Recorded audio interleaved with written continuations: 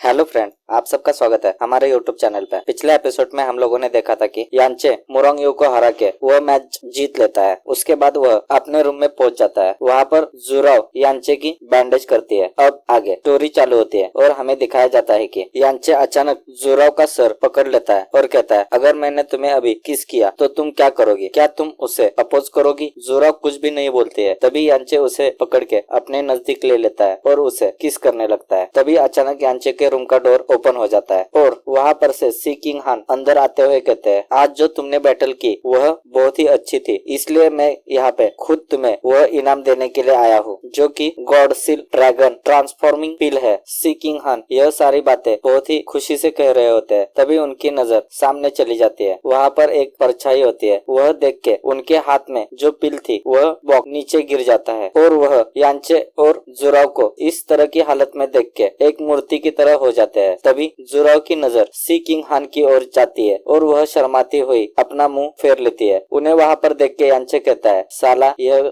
हमेशा ही गलत टाइम पे आ जाता है। तभी वहाँ पर से जुराव रोते हुए बाहर चली जाती है। उसे ऐसा रोते हुए जाते हुए सी किंग हान भी देख लेते हैं। यांचे उस सारे मैटर को संभालते हुए सी किंग हान को कहता है, मास्टर प्लीज बैठिए। तभी सी किंग हान कहते हैं, यांचे तुम और जुराव एक दूसरे के साथ क्या कर रहे थे यहाँ पे? यांचे कहता है, हम लोग एक दूसरे को पसंद करते हैं, यह बात अच्छी है ना? तभी सी किंग हान उदास होते हुए कहते हैं, तुम्हें जुराव की असली पहचान पता है क्या और उसके पीछे क्या है? मास्टर सी किंग हान की यह बात सुन के यांचे को बहुत ही बड़ा शॉक लगता है। यांचे उस शॉक से संभलते हुए कहता है, मुझे पता नहीं, लेकिन जिस तरह से वह मेरे साथ बातें करती है उस हिसाब से वह बड़े फैमिली से बिलोंग करनी चाहिए। अगर उसके पीछे कोई उसकी असली पहचान होगी तो वह जब टाइम सही होगा उस टाइम पे वह मुझे जरूर बता देगी। यांचे की बातें सुन के मास्टर सी किंग हान अपने सर पकड़ लेते हैं और कहते हैं, हालांकि तुम्हें पता नहीं है कि उसका फैमिली बैकग्राउंड क्या है, फिर भी तुम यह सब कुछ करने की जरूरत कर रहे हो। मेरे ख्याल से मैं ही तुम्हें उसके बारे में बता देता हूँ।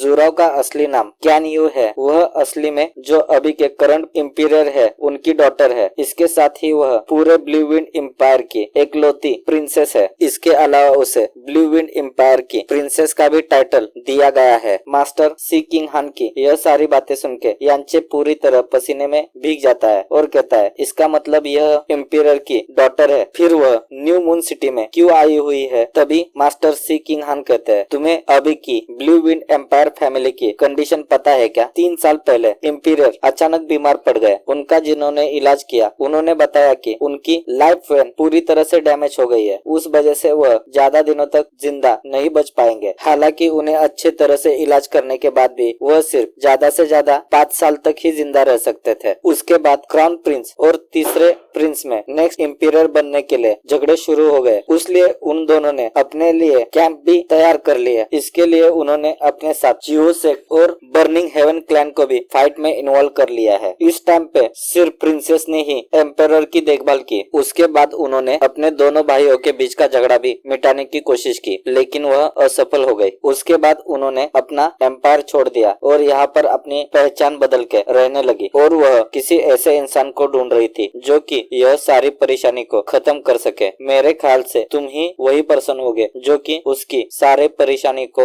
हल कर सकता है। तभी यांचे कहता है, इसका मतलब उसने मुझे चुना है इन सारी परेशानियों को हल करने के लिए। उनके फादर की क्या इच्छा है और उसके लिए मैं क्या करूँ? सी किंग हान कहते हैं, उसके लिए तुम्हें ब्लू विंड रैंकिंग टूर्नामेंट में पार्टिसिपेट होना पड़ेगा। इसके अलावा तुम्हें उसमें भी टॉप 100 में रैंकिंग पानी पड़ेगी। यही सबसे बड़ी उनकी विश है। तुम्हें उसमें पार्टिसिपेट होके उनके शर्म का बदला लेना पड़ेगा। प्रिंसेस ने पहले भी मोनार्च आर्ट यूज करके अपने लक को बढ़ा लिया है। आज जैसे तुमने इस बैटल में परफॉर्म किया था उसी तरह से तुमने अगर वहाँ पर भी परफॉर्म किया तो शायद कुछ अच्छा हो सकता है। सबसे ज्यादा इम्पोर्टेंट यह है कि प्रिंसेस उस डीमन जैसे इंसान से बचने के लिए वहाँ पर से भाग आई थी जो कि पिछली बार के बैटल में 4th रैंकिंग पे था, जो कि यंग मास्टर है। बर्निंग हेवन क्लैन का। तभी सीन चेंज हो जाता है और हमें रात का सीन दिखाया जाता है। यांचे अपने रेसिडेंट के ऊपर छत पे खड़ा हुआ होता है। कुछ समय बाद वह छत पे लेट जाता है और सोचने लगता है, मैंने कभी नहीं सोचा था कि सीनियर सिस्टर जुराव